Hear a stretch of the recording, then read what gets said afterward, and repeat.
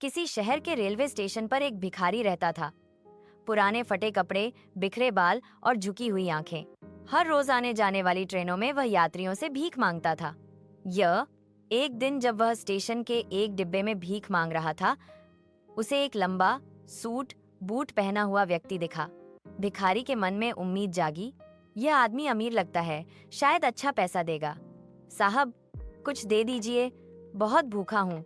तुम हमेशा मांगते ही रहते हो, क्या कभी किसी को कुछ दिया भी है? अब साहब, मैं तो भिखारी हूँ, मेरे पास देने को क्या है? दरेन, जब तुम्हारे पास देने को कुछ नहीं तो मांगने का हक भी नहीं। मैं एक व्यापारी हूँ, लेन देन करता हूँ। अगर मेरे लिए कुछ हो तभी कुछ मिलेगा।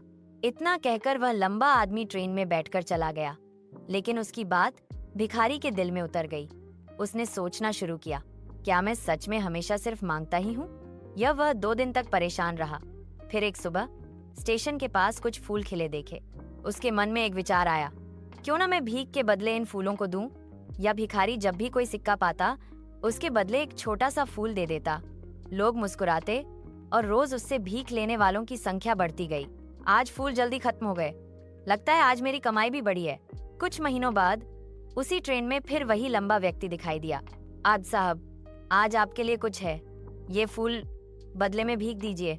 थोच, वाह, अब तुम भी व्यापारी बन गए हो। ओ, वो बात उस भिखारी के दिल को छू गई।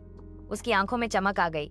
उसने ऊपर आसमान की ओर देखा और चिल्लाया, आज मैं भिखारी नहीं, व्यापारी हूँ। मैं भी अमीर बन सकता हूँ। अगले दिन से वो भिखारी फिर कभी स्टेशन पर नहीं दिखा। लेकिन 6 महीने बाद उसी स्टेशन पर 2 सूट बूट पहने आदमी मिले। एक ने मुस्कुराकर हाथ बढ़ाया, पहचाना? हम पहले भी मिल चुके हैं। नहीं, शायद हम पहली बार मिल रहे हैं। नहीं, आप ही थे जिसने मुझे पहले बताया था कि देने से ही पाने की शुरुआत होती है। मैं वही भिखारी हूँ, अब एक फूलों का व्यापारी हूँ।